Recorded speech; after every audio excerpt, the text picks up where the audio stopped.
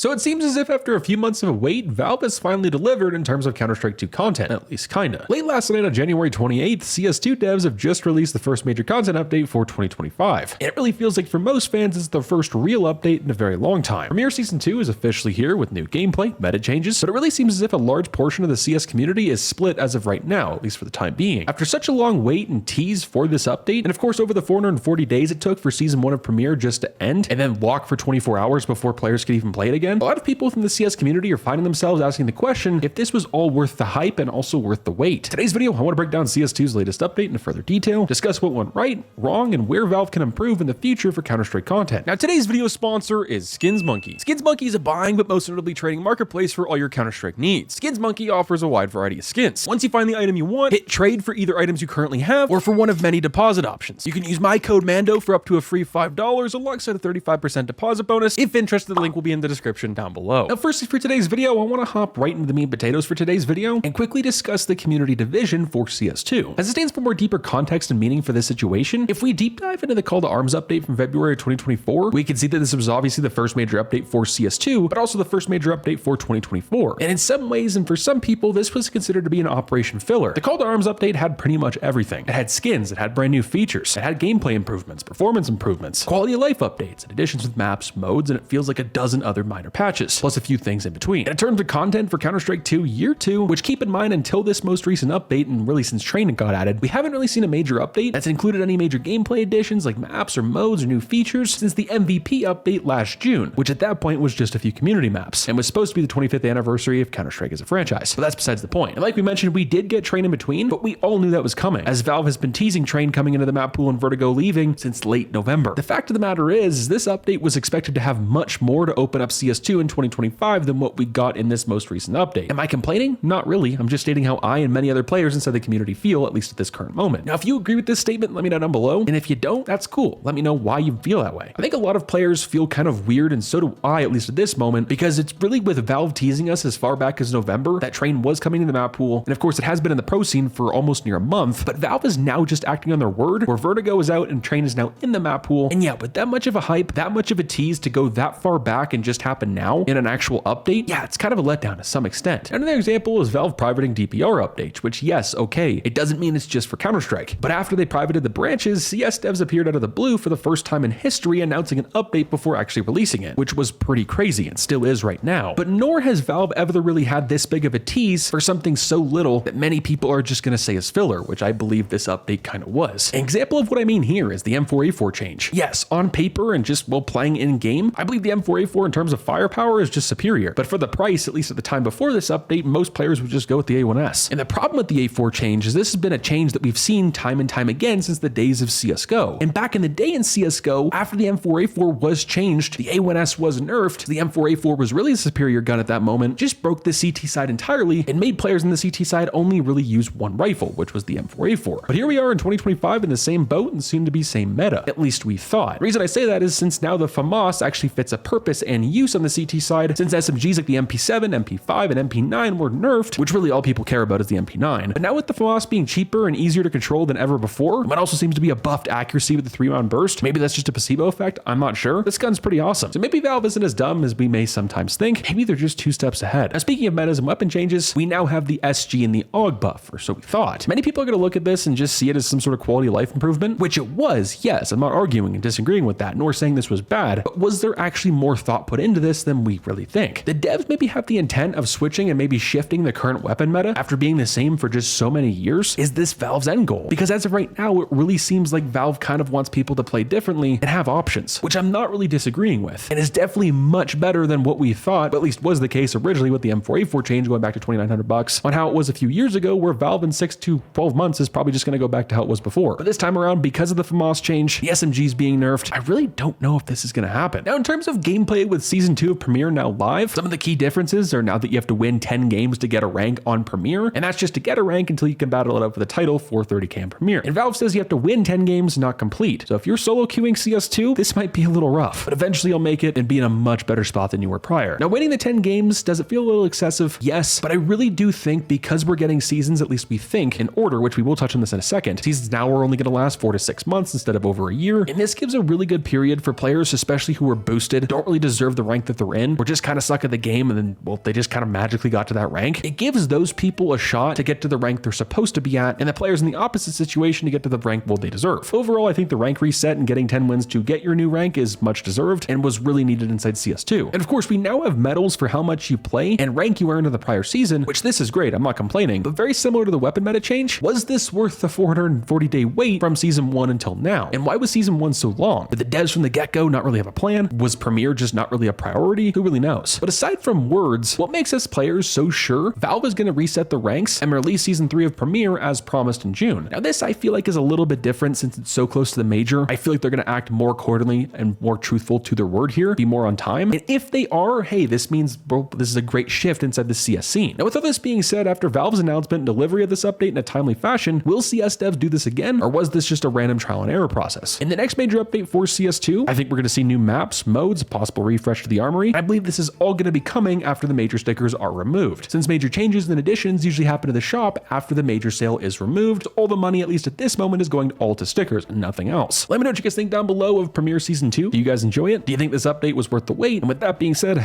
ladies and gentlemen, Fallout.